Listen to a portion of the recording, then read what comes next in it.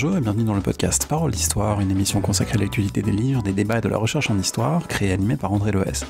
Si vous écoutez Parole d'Histoire, vous savez qu'on s'intéresse beaucoup à l'histoire des femmes, à l'histoire du genre dans l'Antiquité notamment. On avait fait une émission sur l'archéologie du genre, une autre avec Violaine Sébillotte-Cuchet sur son projet Eurycléia, une base de données des femmes de l'Antiquité grecque. On la retrouve aujourd'hui pour parler d'un livre novateur et remarquable sur Artémise d'Halicarnasse. Retrouvez toutes les références du podcast ainsi que les autres émissions sur le site parolehistoire.fr.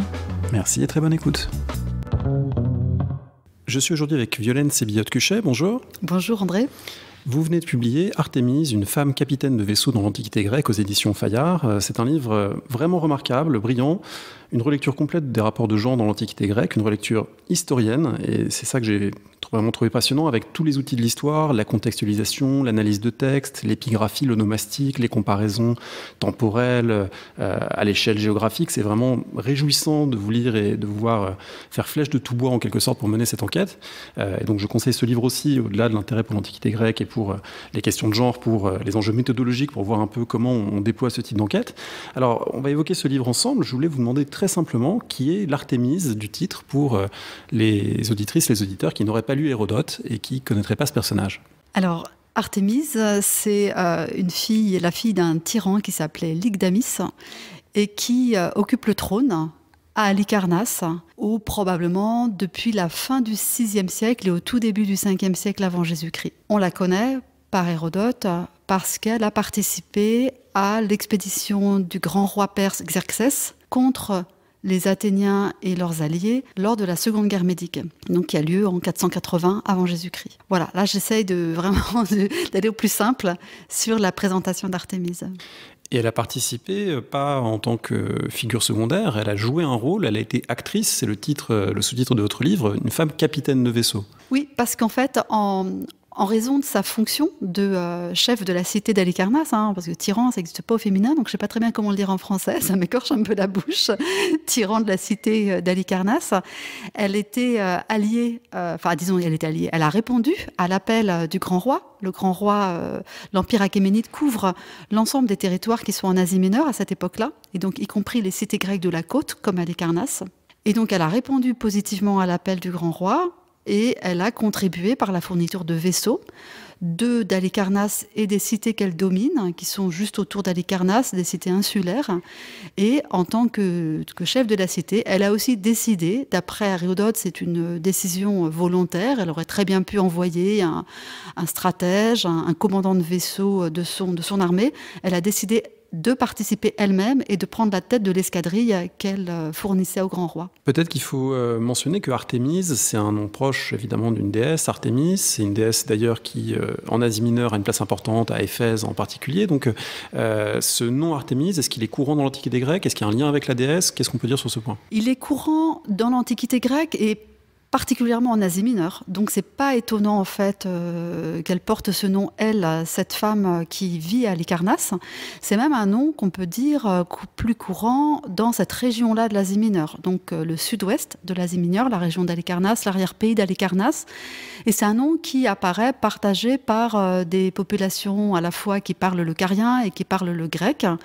Et du coup, la question que vous posez du lien avec la divinité, on ne sait pas si c'est un lien de signification, si c'est un lien, qui serait un lien tout à fait conscient, ou si c'est des associations sonores en fait, qui créent des rapprochements entre des noms qui existent dans le domaine carien, des noms qui existent dans le domaine grec, et pour le domaine grec, certainement, effectivement, le nom de la divinité.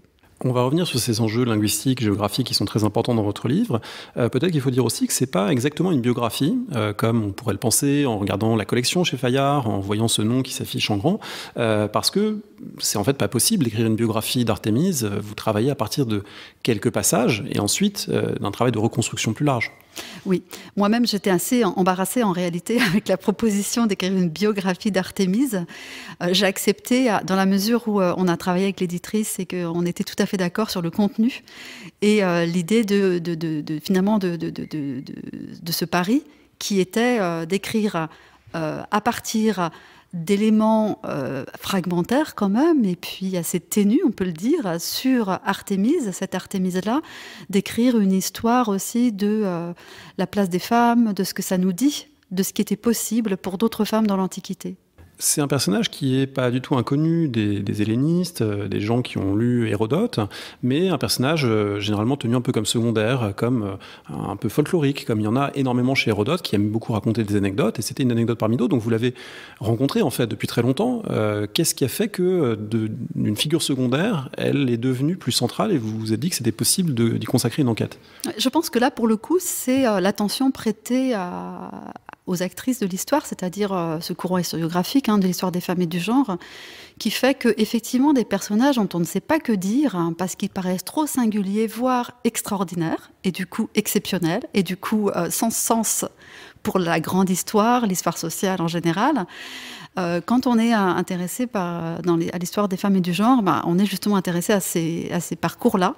Et du coup, tout l'enjeu, c'est de leur redonner un sens historique, c'est-à-dire les réintégrer dans un contexte social qui a permis leur trajectoire, justement, au lieu de les déconnecter totalement de la trame de l'histoire, de la narration historique, et même peut-être même des possibilités du contexte, en disant juste c'est exceptionnel, c'est pas possible, on peut rien en dire. C'est au contraire d'essayer de comprendre qu'est-ce qui les a rendus possibles. Et ces logiques-là, c'est des logiques sociales. Il faut que l'historienne puisse les mettre au jour et les partager pour donner une compréhension, une vision plus globale, plus complète du passé. Hérodote tient évidemment une place très importante dans le livre, et vous insistez, en lien avec ce que vous venez de dire, sur le fait que pour les auditeurs d'Hérodote, pour les gens qui ensuite liront son texte, c'est un personnage normal. C'est-à-dire que dans la trame de son récit, c'est pas anormal qu'une femme dirige des navires, même s'il le signale, il le remarque. Mais en tout cas, il n'y a rien dans son texte qui marquerait quelque chose qu'il ait pu inventer. C'est quelque chose qui est attesté, qu'il atteste, parce que c'est son rôle de donner des attestations de grands exploits qui se sont produits. C'est l'un des grands exploits qu'il raconte. Oui, alors c'est vrai que là c'est un aspect qu'il faut creuser, parce que ça va, au premier abord, c'est pas si évident de constater l'aspect normal ou de caractériser Artémis comme normale. Je voulais dire par là qu'elle était normale dans la logique de la dynastie, de cette fonction-là. Dans cette fonction, on attend d'elle effectivement qu'elle dirige, qu'elle prenne des décisions, qu'elle ait une position d'autorité, en quelque sorte. Ça, c'est normal. Alors, c'est vrai qu'Hérodote, il dit « Je l'admire, elle qui, bien que femme, ait occupé cette position », parce que néanmoins, il parle à un auditoire de Grecs, dans lequel il y a peut-être des femmes et des hommes, on ne sait pas très bien exactement, probablement, c'est mixte, mais dans lequel il est non habituel en tout cas c'est certain, de voir des femmes aux commandes, surtout dans le domaine de la guerre. Et c'est ça, en fait, il admire son courage. Mais ce que je voulais dire aussi, c'est qu'il admire son courage, donc il la met en exergue, il la souligne, mais en même temps, il ne prononce jamais un jugement pour dire « Mon Dieu, comment a-t-elle pu faire ? Comment a-t-elle pu arriver là ? Qu'est-ce qui s'est passé ?» Le fait même de se trouver dans cette position est normal pour lui. Ce qui est absolument extraordinaire, c'est la manière dont elle s'est comportée dans cette situation. Le fait qu'elle ait décidé elle-même de prendre part au combat, qu'elle ait décidé d'y aller toute seule, qu'elle ait fait preuve de courage, qu'elle ait choisi un camp, ça c'est exceptionnel. Mais vous voyez, c'est un peu compliqué pour moi de discerner le normal de l'exceptionnel, mais je crois pourtant que effectivement, il n'y a pas d'étonnement ou de caractérisation comme quelque chose d'anormal de la voir dans cette position. Ça, non. D'autant que le caractère normal, c'est aussi le fait qu'il s'adresse dans les années 440 avant notre ère à des gens qui soit ont vécu les guerres médiques, soit en ont entendu parler par leur famille, par exemple. Donc ils savent qu'Artémis a existé. Autrement dit, il n'invente pas un personnage. Elle est normale au sens où elle est à sa place dans le récit comme quelqu'un qui est attesté par ailleurs. Aujourd'hui, on n'a plus qu'Hérodote pour ce moment-là en tout cas, mais à l'époque, le fait qu'Artémis ait existé ne surprenait pas ses auditeurs. C'est aussi normal dans ce sens-là. Oui, et je dirais même plus, non seulement Hérodote, mais tous ceux qui ont parlé d'Artémis après Hérodote certainement, n'ont jamais non plus mis en cause ni son existence, ni la fonction qu'elle a occupée à la tête de la cité. Ça, c'est quelque chose qui n'a jamais été mis en cause, même par les plus critiques vis-à-vis de la manière dont Hérodote raconte les histoires des guerres médiques, pas l'existence d'Artémis. Donc ça, c'est vrai que c'était tout à fait considéré, et vous avez raison de le souligner aussi, comme il écrit une génération, et peut-être et demie, une génération après, ou il compose ses histoires après l'épisode de Salamine, 480, bon lui, 40 ans après, à peu près, qu'il écrit lui-même, il vient de la même cité, donc il ne peut pas non plus mentir. On est dans un environnement où quand même la mémoire orale, elle est encore présente. Un des points très intéressants du livre et de sa première partie, c'est justement de réinscrire Hérodote dans son contexte d'écriture. Et en vous lisant, j'ai compris pour la première fois à quel point il était important de le prendre en compte, parce que le moment où il écrit pour des Athéniens, mais aussi pour d'autres Grecs. Il écrit à un moment où Athènes domine les Grecs, et les Grecs d'Asie mineure en particulier, et où beaucoup de Grecs en veulent aux Athéniens. Et du coup, le portrait qui est fait d'Athènes, c'est un portrait très paradoxal. Il y a un mélange de flatterie des Athéniens, qui sont les champions de la liberté, mais en même temps, Artémise lui permet dans son récit d'introduire quelque chose qui vient un peu perturber le bon ordre de bataille athénien, parce qu'en fait, elle a défié les Athéniens, elle les a trompés. Oui, tout à fait, exactement. Ça, je pense que c'est aussi, effectivement, vous avez raison, c'est pas quelque chose dont on a souvent conscience quand on lit Hérodote, mais Hérodote compose, écrit, diffuse ces histoires à un moment où Athènes a été admirable, et ce qu'elle a fait est admirable, et il le dit, mais en même temps l'a conduit à dominer de manière tyrannique les autres cités grecques. Et Hérodote vient d'Halicarnasse, qui doit payer un tribut pendant ces années-là.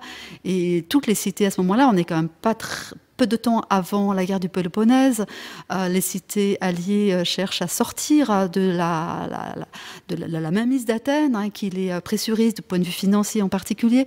Donc oui, il y a cette complexité du regard porté sur Athènes, qui à la fois est un regard absolument admiratif, ça on ne peut pas le nier, parce que l'audace d'Athènes pendant la Seconde Guerre médique, d'avoir pu affronter l'Empire perse, ça c'est absolument indéniable, et en même temps, complexité, parce que Athènes a fait de cette force et de cette position un peu supérieure, en a fait finalement un instrument à son seul profit pour remplir ses caisses, construire les monuments de l'Acropole, etc., et donc aux dépens des alliés.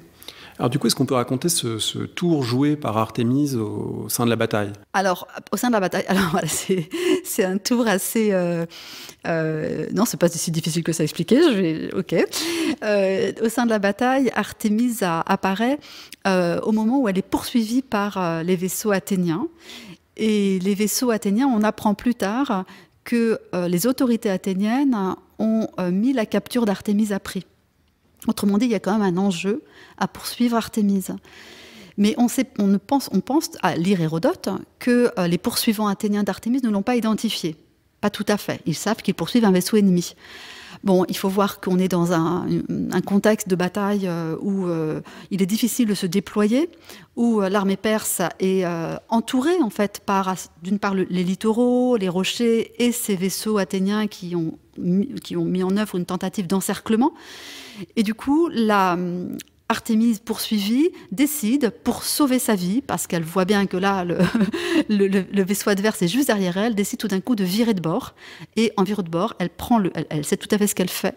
Elle éperonne un vaisseau allié de son propre camp à elle, qui coule. Du coup, les Athéniens qui la poursuivaient en déduisent qu'elle est de leur côté, puisqu'elle a coulé un vaisseau de l'Alliance perse. Et Artémise, du coup, récupère un petit peu de respiration. Les poursuivants arrêtent la poursuite.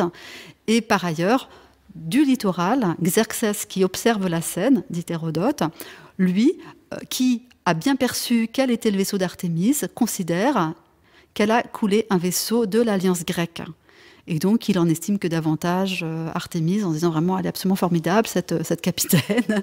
Elle a réussi à couler un vaisseau de l'Alliance grecque. Voilà, une double méprise des deux côtés qui montre une place un peu à part, dans ce statut à part à la fois de ce personnage et de la cité dont elle émane.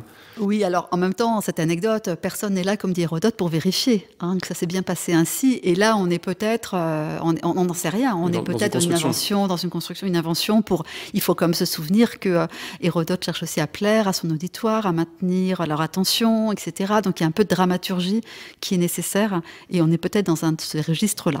Alors justement, le fait qu'Hérodote construise un texte, vous le confrontez à l'ensemble des textes qui sont à ce moment-là disponibles, qui circulent, à l'ensemble des récits qui mettent en scène des femmes combattantes. Et donc, il y a toute une section du livre qui est consacrée aux Amazones, en montrant que pour un Grec du 5e siècle, ou une Grecque du 5e siècle, des femmes combattantes, c'est pas quelque chose d'absolument anormal. En fait, c'est quelque chose d'assez identifié, mais qui aussi en train de changer de sens, notamment parce que à Athènes, les Amazones ne sont pas les Amazones de tous les Grecs. Là, il y a une particularité peut-être qu'il faut essayer d'expliquer, parce que Artémise, on pourrait à la fois la rattacher à cette tradition des Amazones qui combattent, mais pour Athènes, ces Amazones, c'est pas exactement la figure que l'on connaît par ailleurs. Oui, Artémise est comparée très vite, à la fin du 5e siècle, début du 4e, chez Aristophane, à une Amazone. C'est très clair. Et effectivement, tout est fait dans le texte d'Hérodote pour la comparer à une Amazone. Et vous avez raison, l'imaginaire des Amazones, en fait, il est complexe, ou en tout cas, il est très riche, il est varié. Et les Amazones, dans un imaginaire archaïque, plus ancien, épique, on va dire les Amazones épiques, elles sont considérées comme des combattantes extrêmement vaillantes, valeureuses et positives. Elles sont positives, elles peuvent même être héroïsées dans les cités dans lesquelles elles passent. On va construire, on va avoir des cultes, développer des cultes, penser à des tombeaux, etc. Donc, héroïser ces femmes qui ont une vertu positive pour la cité dans lesquelles elles ont passé. Et en même temps, à partir de la fin du VIe siècle, se développe à Athènes une autre version du mythe des Amazones. Dans cette version, les Athéniens ont définitivement vaincu les Amazones, et les Amazones, c'est vraiment l'ennemi, enfin, ça incarne vraiment l'altérité, la sauvagerie qu'il faut écarter, et qui est écartée pour toujours par les Athéniens. Ils les ont remises à leur place, en quelque sorte. Ils les ont remises à leur place. Ça, c'est ce qu'on trouve dans certains textes du début du IVe siècle à Athènes, où très clairement les Grecs, les aïeux des Athéniens de l'époque, ont été les meilleurs de tous les combattants. Ils ont réussi définitivement à remettre les Amazones à leur place, c'est-à-dire à les écarter du champ de bataille, à les ramener à leur nature, c'est leur terme, de femmes. Et donc pour eux, là, les femmes ne sont plus acceptables sur le champ de bataille. Mais ce n'était pas le cas, effectivement, à la poésie épique, où elles étaient équivalentes aux héros, et elles avaient donc leur place du côté des Troyens dans la guerre de Troie. Alors il faut peut-être insister sur cet aspect, parce que je pense que c'est vraiment un des arguments forts du livre, qui est de montrer qu'on a souvent tendance, aujourd'hui, disons les modernes, à sélectionner dans l'ensemble des énoncés grecs ceux qui correspondent à un certain modèle de rapport de genre, dans lequel les femmes ne combattent pas, dans lequel les femmes sont des épouses légitimes, fidèles et obéissantes et soumises, ne participent pas aux affaires publiques, etc. Sans voir que ce discours-là, il s'est réifié, il s'est durci, notamment à Athènes à l'époque classique, et qu'il a existé avant, après, à côté, ailleurs, d'autres façon de concevoir les femmes, y compris les femmes combattantes. Et donc, à côté des Amazones vaincues par les Athéniens illégitimes, il y avait des Amazones valorisées, et c'est vrai aussi bien pour le combat que pour d'autres aspects. Vous parlez de la figure de Pandore, qui, elle non plus, n'est pas à lire de manière univoque, comme on peut avoir tendance à le faire. Je pense que là, il faut faire intervenir la question de la transmission des sources, et la question de la transmission des sources sélectives, qui nous amène finalement vous avez dit sélectionner, c'est vrai, en tout cas à percevoir ce qui domine majoritairement dans cette transmission. Mais c'est pas pour ça que ça dominait dans les sociétés. Ça domine dans la transmission des sources. Les sources, c'est la transmission, elle est issue d'un processus sélectif qui est assez complexe. Il y a beaucoup de choses qui rentrent en jeu. Et il est vrai que pour ce qui concerne la transmission des textes, on est beaucoup tributaire d'une transmission athénienne de l'époque classique. Et là, vous avez évoqué Pandore, on a la tragédie, on a parlé de la comédie, on a les orateurs attiques. Et donc, on a une sédimentation de stéréotypes, moi je vais appeler ça des stéréotypes, sur les femmes, qui sont transmis peu à peu et qui se sédimentent. Vous avez parlé, je crois, de durcissement, c'est quelque chose qui se met en place. Et nous, les historiens, bien entendu, notre travail, c'est d'essayer de comprendre ce qu'il y avait comme autre discours plus difficile à atteindre dans ces sociétés, portés par ces sociétés, pour relativiser ce qui nous apparaît dominant aujourd'hui. Si je comprends bien, ça veut dire qu'on prend parfois pour des réalités anciennes ce qui était déjà à l'époque, ce qui pouvait déjà à l'époque être des stéréotypes. Oui, je pense, tout à fait. Et ça, on peut le travailler, et ça, j'ai essayé de le faire dans un des chapitres du livre, justement, de mettre en perspective des stéréotypes pour voir s'ils faisaient déjà autorité ou non, enfin, s'ils faisaient autorité ou non, déjà dans les sources anciennes. Et je crois qu'on peut voir, par certains exemples que j'analyse, comme, non, ces stéréotypes, en fait, ils sont aussi... j'allais dire que des stéréotypes, c'est pas dire que je vais pas réduire la portée d'un stéréotype, ça forme énormément les comportements, mais en même temps, on sait parfois prendre des distances avec les stéréotypes et agir différemment. Donc oui, je pense que là, c'est un travail très important de voir que déjà dans l'Antiquité, les stéréotypes fonctionnaient comme des stéréotypes, pas plus. Cette idée de mettre à distance les stéréotypes sur les rapports hommes-femmes, elle est liée aussi au fait de tenir compte d'autres polarités qui structurent le monde grec et ses pratiques sociales et son imaginaire. Il y a une polarité homme-femme qui n'est pas toujours pensée comme binaire ou comme une séparation absolue, mais il y a aussi une polarité homme-dieu, une polarité libre-non libre, qui sont aussi très structurantes. Donc, questionner le rapport homme-femme, c'est aussi le réintroduire dans d'autres rapports. On pourrait parler d'intersectionnalité, vous en parlez un moment dans le livre.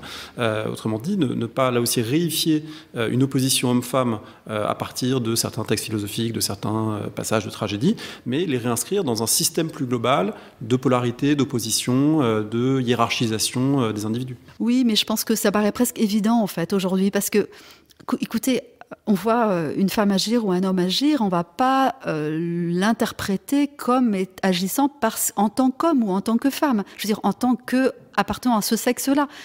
Et c'est exactement ça. Et c'est vrai que moi, je suis un peu énervée parfois quand je vois que chez les historiens, chez les historiennes, plus les historiens, on a une tendance, quand il s'agit de femmes, d'apprécier leur action, leur comportement et la perception de leur action dans les sociétés anciennes, selon le critère du sexe. Ok, ça rentre en ligne de compte, évidemment, mais on va pas le nier, hein, ça rentre en ligne de compte, mais comme vous le dites, en fait, les individus, ils sont qualifiés, ils sont caractérisés par des tas d'autres attributs, caractéristiques sociales, hein, et c'est l'ensemble dont il faut tenir compte. Artémise, elle est quand même la fille d'un tyran, j'ai commencé par là, c'est pas n'importe quoi. Et donc, par rapport à un homme lambda, un citoyen d'Halicarnasse, elle a déjà une distinction qui fait qu'elle n'est pas qu'une femme. Et effectivement, c'est ça dont il est question aussi dans le livre. C'est une histoire des femmes qui tiennent compte de toutes ces caractéristiques qui font la richesse d'un individu, mais qu'on soit homme ou femme. Halicarnasse, il faut y venir, donc c'est au sud-ouest de l'Asie mineure. Si on se représente mentalement en écoutant l'émission une carte de la mer Égée, c'est tout en bas à droite, hein, pour dire les choses très simplement. Et c'est un lieu qui est un lieu particulier. Et vous utilisez pour qualifier Halicarnasse une notion qui a été d'abord mise au point pour l'Amérique du Nord et qui vaut sans doute la peine d'être un peu expliquée, c'est la notion de middle ground. Alors en quoi Halicarnasse, c'est un middle ground? Qu'est-ce qu'on veut dire par là? Alors, ce que j'ai aimé dans la notion de middle ground, donc c'est Richard White, hein, bien sûr, et puis pour l'Antiquité grecque, Irad Malkin aussi l'a pas mal utilisé, développé. Ce que j'ai aimé dans cette notion, c'était l'idée de territoires qui ne sont pas sous l'autorité d'une force politique unique. Et donc, où peuvent s'exprimer, en fait, des cultures et même des idéologies, enfin, je ne sais pas ce qu'il faudrait employer comme terme, assez diverses, multiples, de manière concomitante. Alors, c'est vrai que la Méditerranée de l'époque grecque connaît ce genre de situation du fait de l'expansion des Grecs, alors on va parler de colonisation, mais dans une colonisation assez plus fluide quand même, puisque c'est pas des États autoritaires, c'est des cités qui sont ponctuelles dans des territoires où il y a des populations indigènes qui parlent différentes langues, c'est pas les mêmes dans les différents territoires, etc. Et donc ça crée en fait des situations de middle ground. Si la cité est très puissante, le middle ground a moins d'occasion de se mettre en place et de se développer. Bon, moi j'ai l'impression qu'à Halicarnasse, avec cet arrière-pays carien, où on parle donc une autre langue, on est dans une configuration de middle ground. Et ça, j'essaye de le prouver en montrant des éléments de la culture matérielle, en montrant des éléments de l'onomastique, on en a parlé tout à l'heure, donc des lexiques utilisés, qui permettent d'aller dans ce sens-là, même des institutions qui s'interpénètrent dans l'arrière-pays, dans la cité grecque de Halicarnasse, et puis la famille d'Hérodote, même Hérodote lui-même, qui porte un nom grec, mais qui a un père qui porte un nom carien, Luxès, un frère qui porte un nom grec. Donc en fait, ce sont des indices qui nous montrent qu'on est très probablement, moi je pense même certainement, dans une situation de middle ground. C'est très important parce que ça veut dire que ça relativise là aussi une autre coupure très instituée dans les études grecques pendant longtemps, qui est la coupure grecque barbare. C'est une construction, et c'est une construction qui n'a pas la même pertinence partout. Et ici, on n'est pas à Corinthe, mettons, qui ne serait pas un middle ground, mais qui serait au cœur de la Grèce balkanique, où là, il n'y a que des Grecs pour l'essentiel autour. Là, on est dans un espace où il y a des hellénophones, il y a des non-hellénophones, il y a des souverains grecs et des souverains qui ne le sont pas. Il y a le grand roi perse qui exerce une suzeraineté à certains moments sur la région. Donc on est dans des identités beaucoup plus fluides, et du coup l'opposition grecque barbare tellement réifiée par toute une série d'auteurs, par toute une série de vases, etc., là elle est plus trouble. Oui, absolument, elle est plus trouble, et c'est une raison pour laquelle d'ailleurs Artémise a eu du mal à trouver une interprétation, parce qu'elle a été qualifiée tantôt de barbare, tantôt de grecque, on ne sait pas très bien où la caser justement pour cette raison. Après, moi c'est vrai que j'utilise plutôt l'expression de hellénophone ou non hellénophone, parce que quand on emploie le terme de barbare, en fait on s'inscrit dans une rhétorique, qui est une rhétorique déjà politique et polémique, qu'on connaît bien. Alors, une rhétorique, et après, le terme, il peut être employé de manière plus neutre et descriptive, mais en fait, ça fait référence à cette rhétorique-là polémique des Athéniens contre l'Empire perse. Hein, c'est quand même ça, le cadre de référence de l'emploi du terme de barbare. Qui d'ailleurs est très peu employé avant le 5e siècle. J'ai appris ça en vous lisant, ça n'existe pratiquement pas avant les guerres médiques. Alors, on parle de barbarophones, donc ceux qui parlent pas bien le grec, qui font barbare, c'est l'onomatopée en fait, hein. Mais ça n'a pas cette qualification d'opposant avec cette déclinaison qu'on connaît, royauté contre démocratie, liberté contre tyrannie, etc. Le substantif barbare, il est plus tardif. Ouais, le substantif barbare est plus tardif. Voilà, donc c'est pour cette raison qu'effectivement, puisque c'est un discours qui renvoie en fait à une construction rhétorique, polémique, très athénocentrée aussi, que moi j'ai préféré avoir une attitude plus neutre, je vais dire, descriptive, en employant des termes qui qualifient la langue et pas les peuples ou les organisations politiques. Est-ce qu'au passage, cette situation de middle ground d'Halicarnasse, elle contribue à expliquer ce qu'on a souvent remarqué, la curiosité ethnographique d'Hérodote, le fait qu'il raconte une histoire des Grecs, mais aussi des barbares, qu'il prend un positionnement qui est un positionnement relativement curieux, ouvert envers d'autres populations? Oui, je le pense. Je pense qu'effectivement, le fait qu'Hérodote soit de cette région-là, fait qu'il est attentif et intéressé à ce qui se passe aussi ailleurs qu'à Athènes. Je veux dire, par rapport à nous, mais ça paraît presque évident en le disant, parce que pourquoi est-ce qu'on est intéressé par Athènes? C'est parce qu'on a dit tout à l'heure, cette histoire de documentation, de transmission de la documentation, et du poids qu'elle a pris au 5e siècle, cette cité-là. Mais Hérodote, de par son origine, hein, d'Halicarnasse, il a été exilé, sa famille a été exilée d'ailleurs suite à la tyrannie des Lygdamides, donc il est parti à Naxos avec sa famille, il a circulé à Athènes, il a été en Égypte, il était sur les bords de la mer Noire, il a été en Italie du Sud, il est mort à Tourioi en Italie du Sud. Donc on a quelqu'un qui est assez représentatif, non pas de tous les Grecs, mais d'une forme de intelligentsia, je ne sais pas s'il faut employer ce terme-là, d'intellectuels, de gens qui sont, oui, intellectuels, et qui font partie d'une communauté élargie au niveau justement hellénophone de la Méditerranée. C'est intéressant parce que ça contribue aussi à replacer un petit peu en arrière quelque chose qui a été beaucoup observé pour l'époque hellénistique, c'est-à-dire cette sorte de diffusion d'une langue commune et d'une culture commune hellénique pour des populations très diverses, l'hellénisation partielle d'une partie des populations indigènes sur lesquelles régnaient des Grecs, mais des Gréco-Macédoniens, etc.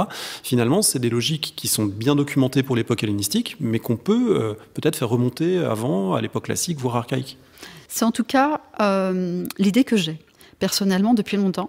Je trouve qu'effectivement, ne serait-ce qu'au 7e siècle avant Jésus-Christ, la Méditerranée, elle est très éclectique, hein. On n'est pas du tout dans un modèle. Le problème, un petit peu encore une fois, c'est pour cette époque classique, la domination d'une cité politique et militaire, mais aussi par la documentation, qui fait que c'est quand même un fait de documentation, je pense, hein, un fait de biais de source en quelque sorte.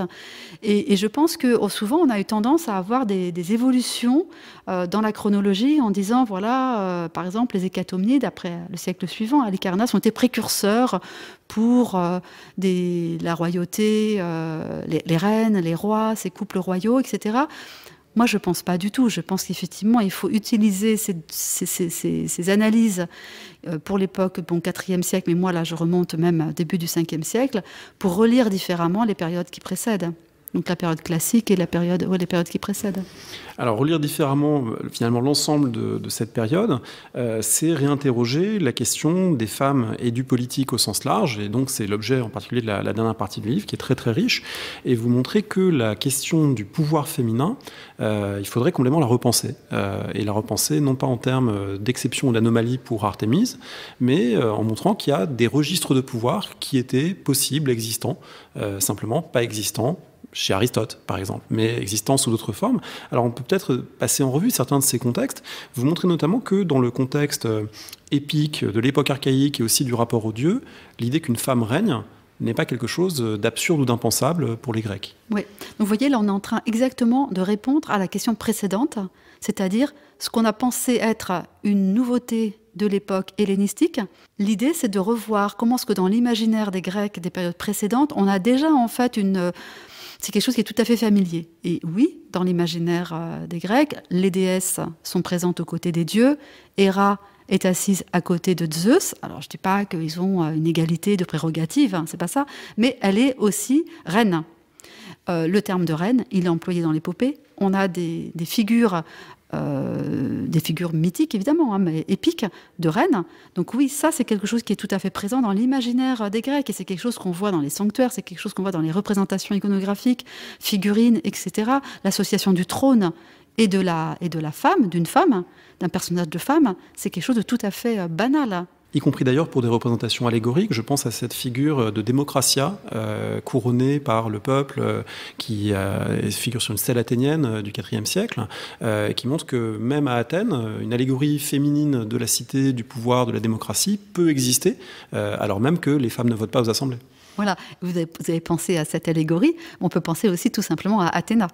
Hein, et c'est déjà un motif qui est discuté par Aristophane, qui dit comment vous avez mis une femme à la tête de votre cité. C'est à la fois, donc en fait, il y a tout à fait une réflexion en fait interne déjà sur ces sujets-là, hein, et sur l'incongruité ou non. Mais c'est présent, en tout cas c'est présent. Athéna, elle est bien à la tête de la cité. Alors oui, on peut dire c'est la fille de Zeus, et donc elle n'a aucun rôle, c'est une déesse, n'est pas une femme. Évidemment, tout ça c'est juste. Néanmoins, dans les représentations, c'est quelque chose de tout à fait acceptable et de positif d'avoir, alors comment dire, un personnage de genre féminin à la tête de la cité. Il y a tout un travail dans le livre sur le vocabulaire, et avec d'ailleurs, et c'est assez rare hein, chez un éditeur comme Fayard, beaucoup de mots en grec ancien non translittérés, et après il y a un lexique à la fin pour qui veut un peu déchiffrer sans le connaître. Tout un travail sur le vocabulaire pour montrer que là aussi, c'est pas aussi fixé qu'on pourrait le penser en lisant des manuels, par exemple, qui disent voilà, il y a un type de pouvoir associé à un mot, etc. Mais qu'il y a une certaine fluidité des mots, des catégories. On parle de reine, on parle de souveraine, de femme qui exerce le pouvoir, on parle de tyranne, je ne sais pas comment on pourrait dire, enfin voilà, vous l'avez dit tout à l'heure. Donc ce vocabulaire, il est très varié en réalité pour désigner des femmes qui peuvent exercer des fonctions de commandement au sens large. Oui, ça c'est quelque chose... alors, en même temps, c'est pas très surprenant parce que il n'y a pas, encore une fois, on l'a dit tout à l'heure, les Grecs, c'est des gens qui vivent en cité, éparpillés, dans des contextes différents, etc. Et donc, ce n'est pas surprenant qu'il n'y ait pas d'homogénéisation non plus du vocabulaire. Hein. Il y a aussi des dialectes différents. Bon. Mais la recherche, la quête de ces vocabulaires pour dire l'autorité au féminin m'a montré qu'il existait beaucoup de formes et que donc ça fait partie du répertoire des Grecs. Voilà, et de plus en plus, à l'époque hellénistique et impériale, hein, où là on va voir même des fonctions qu'on pensait uniquement masculines, mais qui ont une forme féminine, grammaticalement, je veux dire.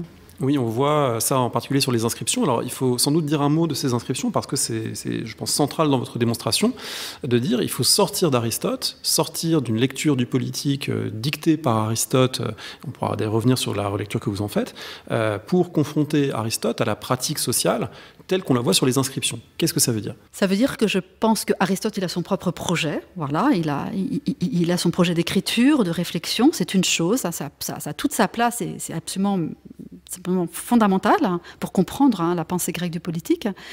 Et par ailleurs, tout aussi légitime, existent toutes les pratiques du politique, les pratiques de partage de pouvoir, etc., qui sont beaucoup plus diverses, évidemment, que ce qu'un projet intellectuel mené par un philosophe, fut-il un citoyen très impliqué dans les affaires politiques.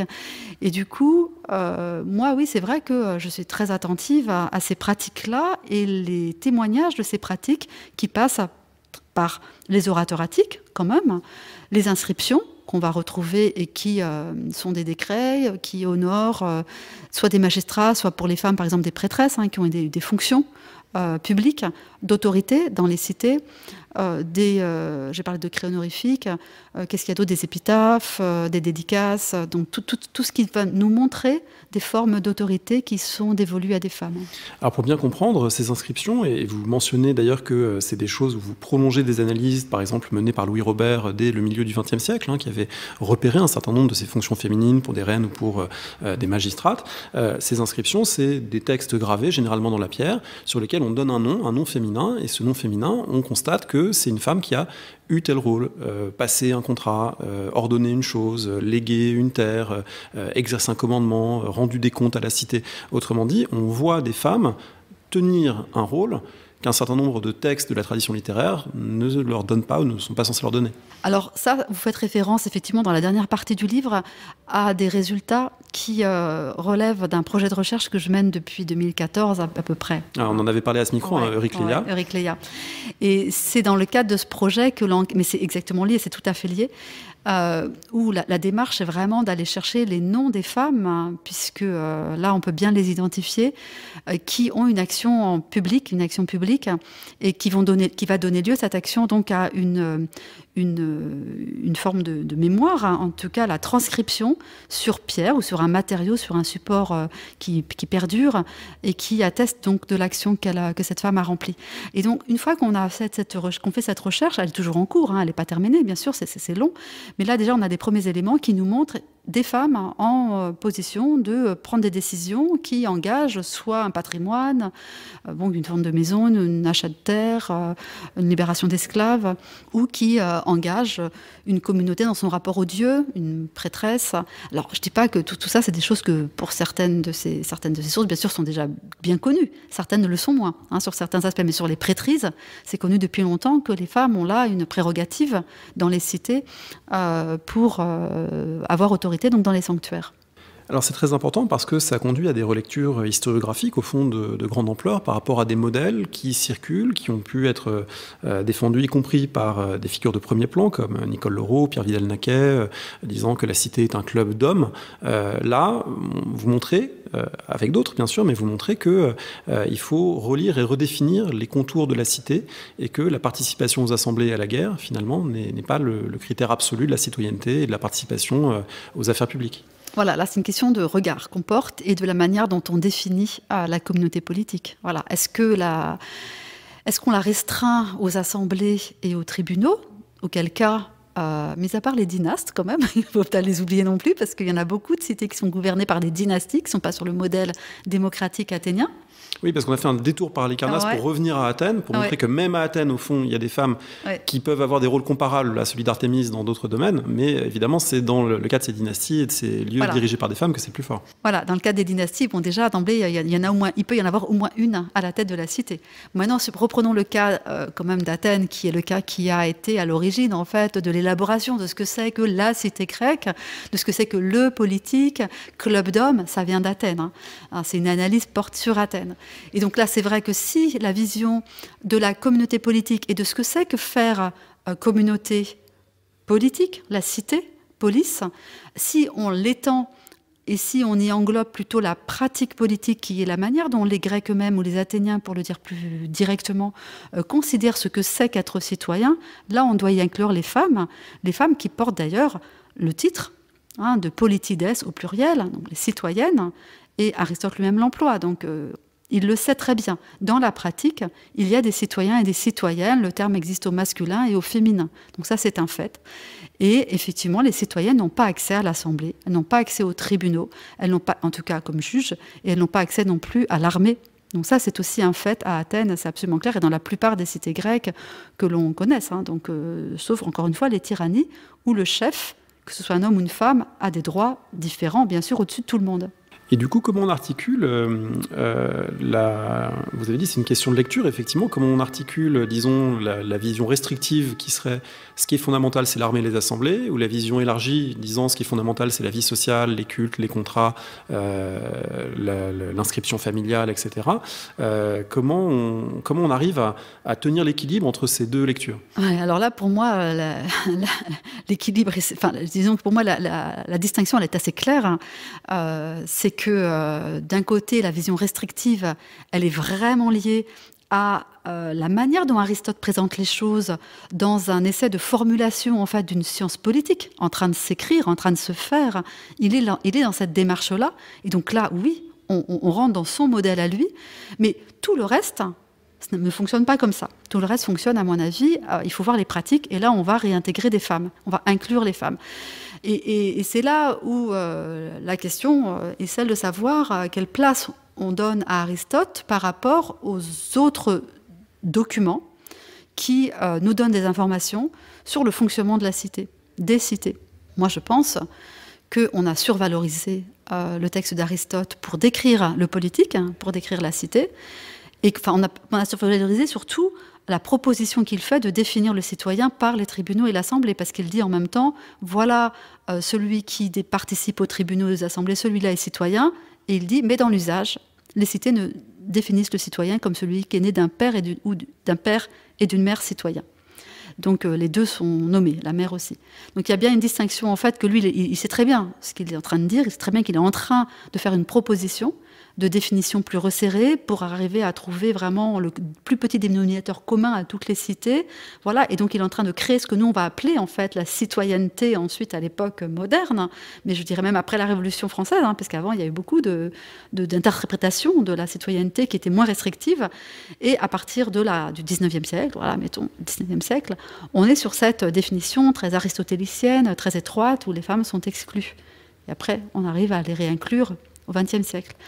Mais c'est une histoire, ça, c'est toute une histoire. Et je pense qu'il faut aussi, pour éclairer la manière aujourd'hui dont on comprend la communauté politique, le politique, revenir à cette notion de participation qui est le terme qui est employé par les Athéniens. On parle de participation, il faut participer. Dans la participation, il y a les cultes, où on trouve beaucoup de femmes.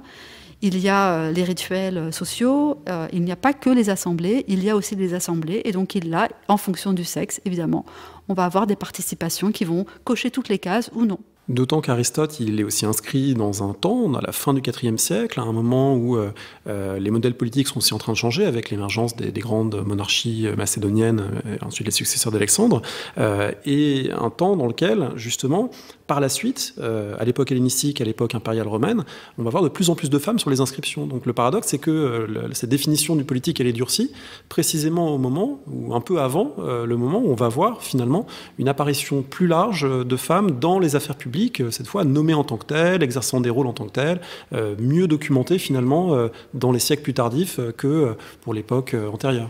Mais si on reste sur l'interprétation d'Aristote, que le politique, c'est l'affaire des hommes aux tribunaux et dans les assemblées, on va dire que cette présence des femmes dans les cités à l'époque impériale est une preuve de la disparition, en fait, de l'identité, de la substance politique de ces cités-là dans l'Empire. Et du coup, elles ne sont pas considérées. On déconsidère en fait cette pratique et leur présence dans la cité en disant mais ça c'est pas vraiment politique, c'est du social, c'est du vergétisme, c'est de la bienfaisance. Ça n'existe plus. Le politique est vidé de sa substance.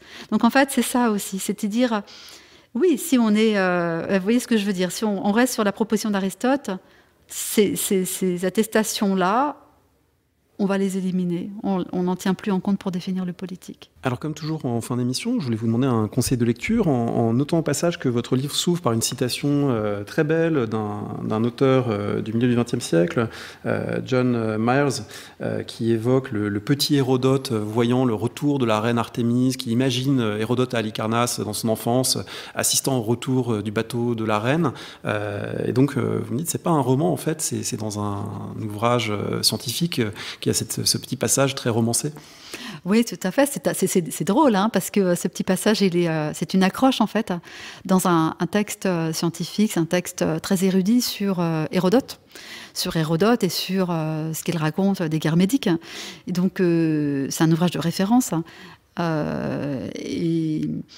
Mais c'est vrai que l'accroche, elle m'intéressait parce qu'il y avait cette mise en relation du petit... On voyait bien la chronologie, en fait, entre le petit Hérodote qui connaît Artémise, qui la voit débarquer, et du coup, ça laisse bien penser, ça laisse bien comprendre que ce personnage, il est connu, en fait, par les auditeurs d'Hérodote. Il va être connu forcément, puisqu'il fait partie de la mémoire, au moins de leurs parents ou de leurs grands-parents. Alors ça, on mettra la référence en ligne sur le site. Pour votre conseil de lecture, on n'est pas tout à fait dans l'histoire grecque. Ah non, moi je conseillerais de lire je pense qu'il y en a beaucoup d'auditeurs qui le connaissent, hein, bien sûr, le King Kong de Virginie Despentes, King Kong Theory, parce que c'est un livre qui permet bien de saisir la mesure des stéréotypes et de leur côté abstrait, de leur côté discursif, hein, abstrait, et le fait que en fait ça n'existe pas. Alors, je sais plus, moi je l'ai mis un peu dans l'épilogue, hein, l'idéal de la femme blanche, séduisante mais pas pute, bien mariée mais pas effacée, travaillant mais sans trop réussir, etc. Elle n'existe pas. Elle n'existe pas. Et ça, je pense que c'est aussi un conseil de lecture dans le sens où moi, c'est aussi, ça fait partie des tas d'autres ouvrages, mais ça fait partie de ces livres qui aident à prendre du recul sur ce qu'on nous dit toujours sur les femmes de l'Antiquité, où on est vraiment dans le stéréotype. Est-ce qu'elle existe, Pandore? Est-ce qu'elle existe, la femme d'Iscomaque, la femme du traité de l'économique, dont on nous parle tout le temps, qui est dans le gynécée, qui est en train de tisser, filer la laine dans sa maison avec ses miroirs très belles et ses bijoux? On est dans le stéréotype. Et c'est exactement le livre de Virginie Despentes. Merci beaucoup.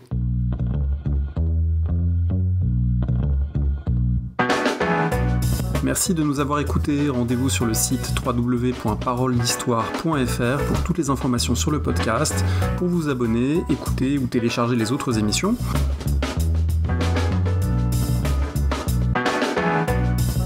La discussion se poursuit aussi en ligne, notamment sur Twitter. Vous pouvez poser des questions @paroledist et à bientôt pour un prochain épisode.